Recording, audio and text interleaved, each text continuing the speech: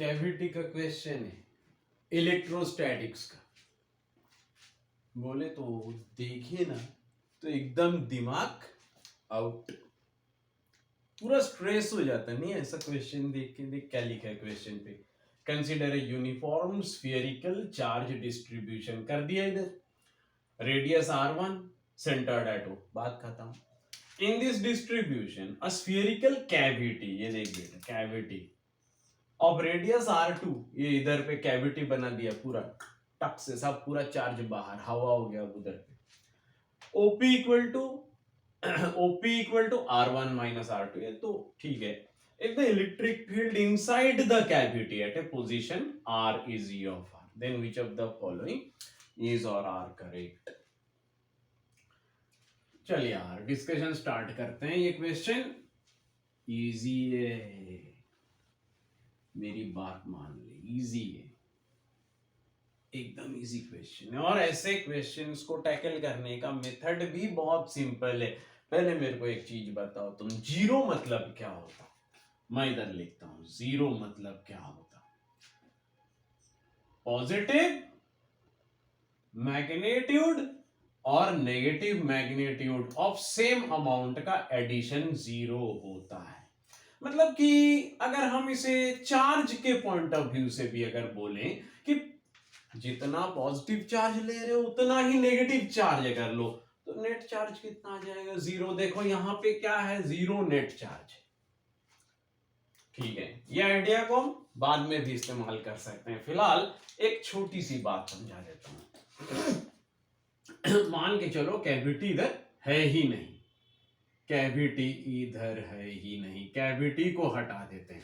Cavity ने हम लोगों को हटाने का कोशिश किया, हम लोग कैविटी को हटा देते हैं। अगर इधर यूनिफॉर्म चार्ज डेंसिटी है तो डियर इधर पे किसी भी डिस्टेंस r पे, किसी भी स्मॉल डिस्टेंस r पे अगर हम एक शेल कंसीडर करें, solid spherical shell of uniform charge density अगर कंसीडर करें, तो इलेक्ट्रिक फील्ड इधर कुछ ना कुछ तो रहेगा।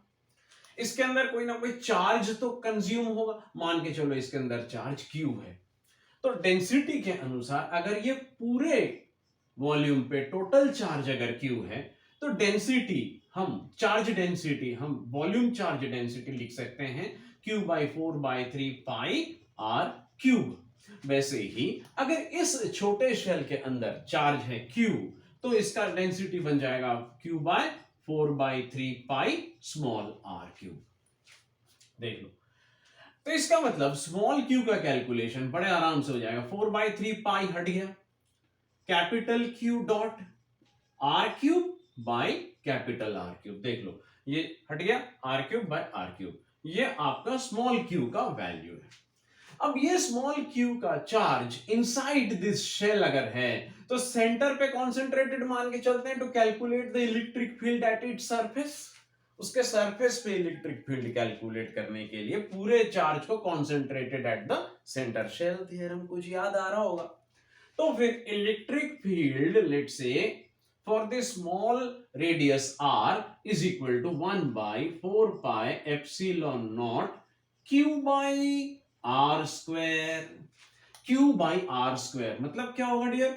1/4 pi epsilon naught into आपका q by r square कर दो, तो capital Q into r by r cube बचा हुआ रहेगा।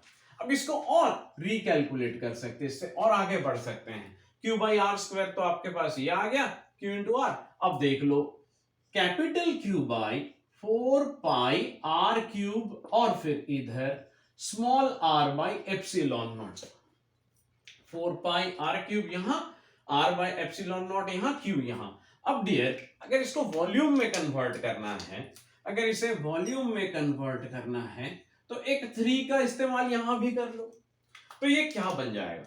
अंत में ये electric field at the surface बनेगा। ये बन गया आपका वॉल्यूम चार्ज डेंसिटी यानी सिग्मा। सिग्मा फिर क्या? Sigma into R by 3 epsilon naught, sigma by 3 times epsilon naught into R. क्या ये कैलकुलेशन सही है? Sigma into R by 3 epsilon naught. क्या ये कैलकुलेशन सही है? मैग्नीट्यूड के तौर पे एकदम सही है। तो वेक्टोरियली कैसे देखा जाए? वेक्टोरियली कुछ ऐसे देखा जा सकता है, कृपया ध्यान दें। ये सेंटर से रेडियली आउटवर्ड डायरेक्शन अगर ऐसे ले रहे हो तो इसे आर वेक्टर का डायरेक्शन दे दो। अब आप देखो, electric field at this point will also be directed in this direction, E of are.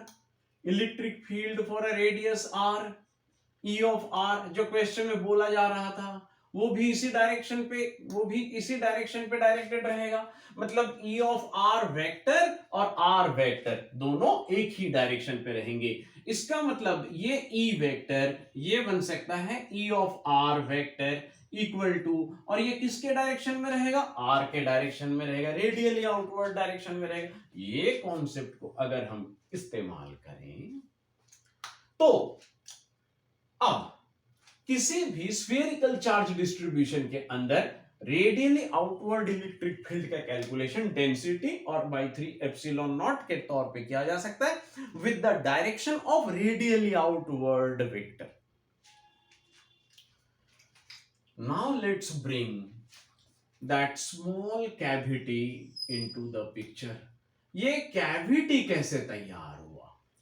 ये कैविटी में जीरो चार्ज कैसे आ गया? ये पॉइंट P, ये रेडियस R2 जैसे दिया हुआ था, हम वैसे ही उसे वापस रख देते हैं। अब ये कैविटी तैयार कैसे हुआ? एक काम करते हैं, एक small sphere of radius R2 consider करो और पॉइंट P पे सेंटर, और फिर इसके अंदर नेगेटिव चार्जेस एज्यूम किए जाएं।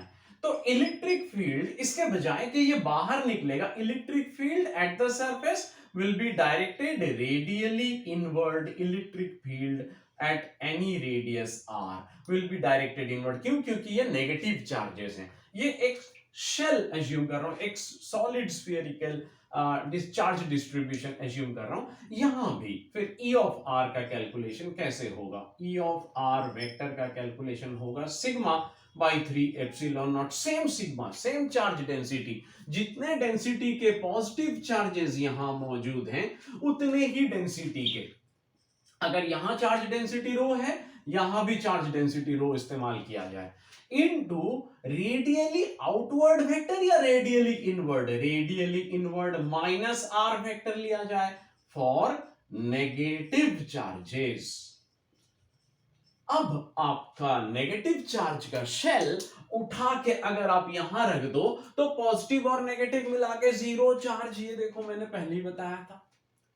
और इसका मतलब क्या हुआ? इस शेल के अंदर आपके पास जैसे पहले पॉजिटिव चार्जेस थे और पॉजिटिव और नेगेटिव चार्जेस सबको अगर एकत्रित किया जाए तो नेट चार्ज क्या हो जाएगा? This is equal to a cavity of zero net charge. तो electric field inside this shell क्या जीरो हो जाएगा?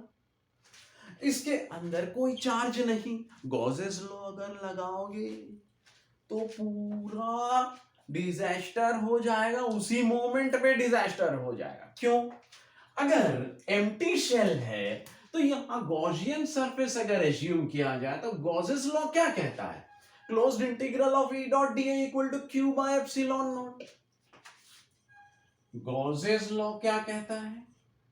Closed integral of E dot dA is equal to Q enclosed by epsilon naught। Q enclosed कितना? Equal to 0। E dot dA कितना? Equal to 0। अर्थात क्या E inside the cavity equal to 0 होगा?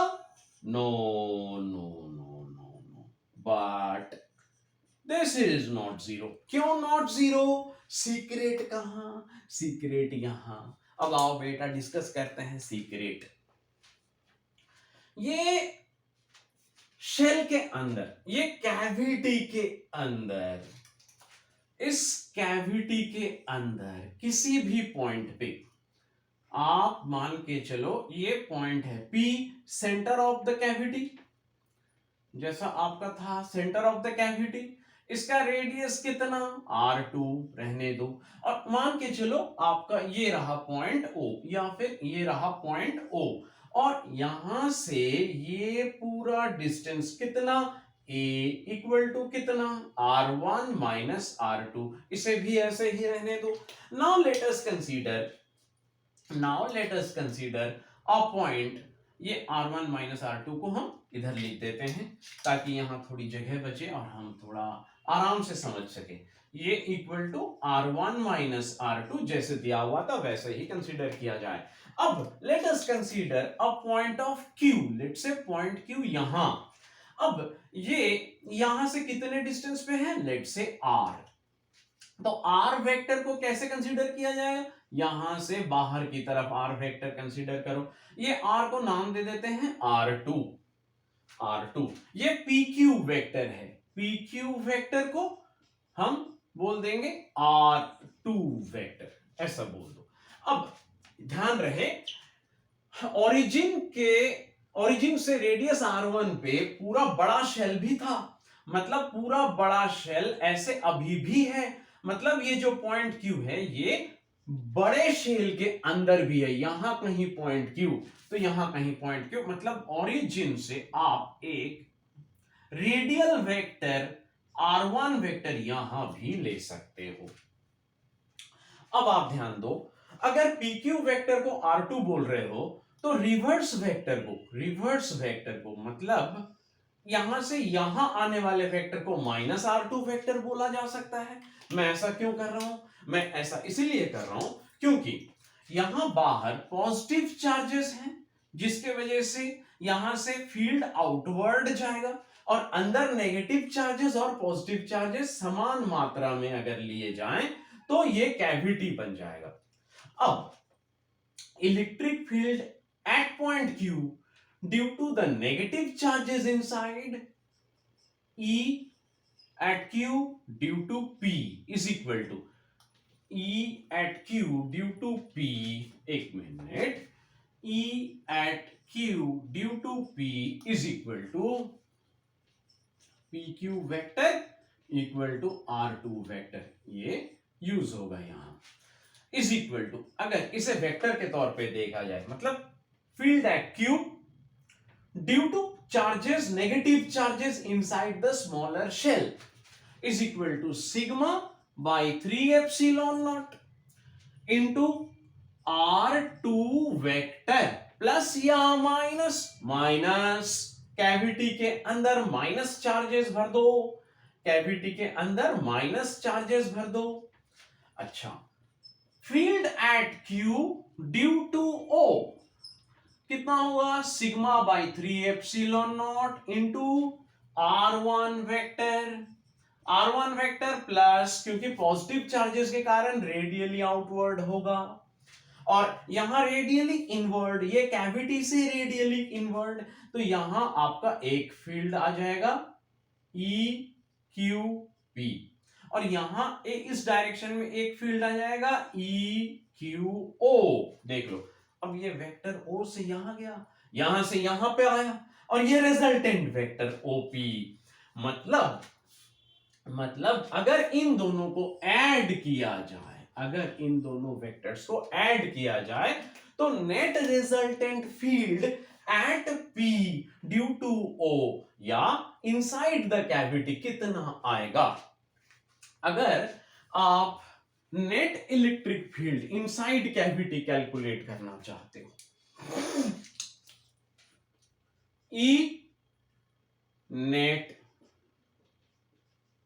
inside cavity is equal to E of R vector is a net resultant addition of EQO plus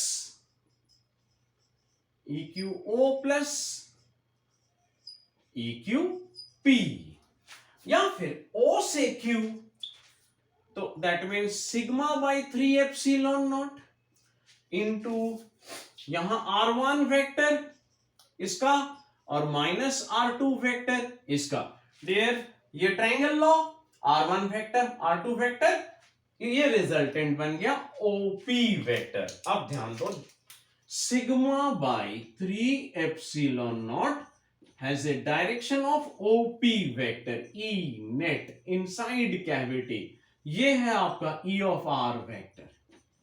ये लो, at a small radius R from this point inside cavity, ये directed OP के direction में है. और OP मतलब centre of the bigger sphere से centre of the smaller sphere. That means the resultant electric field will be directed this way. This will be the net electric field. ये direction में directed रहेगा. इसका मतलब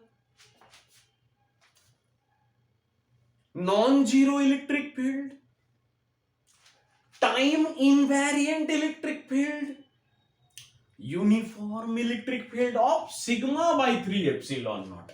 That means these two options are definitely not correct. The electric field magnitude is definitely going to be uniform. ये तो पक्का. अच्छा, magnitude of ER depends on OP vector. OP vector क्या है? OP vector is equal to A vector बोला जा सकता है. Is equal to R1 minus R2 का magnitude. Magnitude wise R1 minus R2.